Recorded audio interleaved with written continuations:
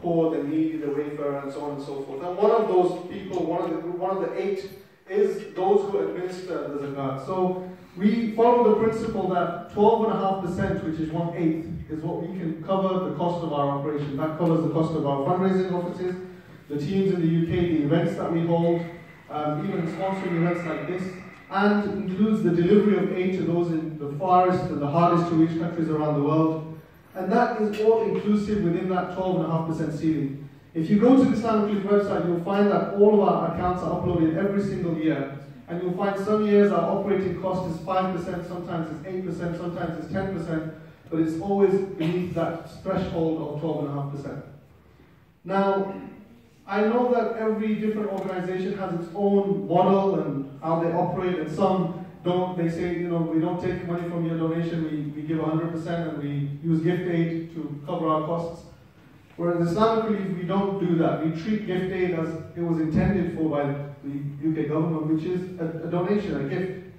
So when you give a donation to Islamic Relief, I want to give you a very simple and very simplistic mathematical equation, but just so that we can understand how it works. So if you give £100 to Islamic Relief and you give gift aid with it, the total amount, we consider your donation to be £125. We don't consider it to be a £100 donation and £25 from the government. We consider your donation to be £125. Let's say we go with a 10% admin fee that we try to keep below. That means £12.50 is taken to cover our costs, and £112.50 goes to the project.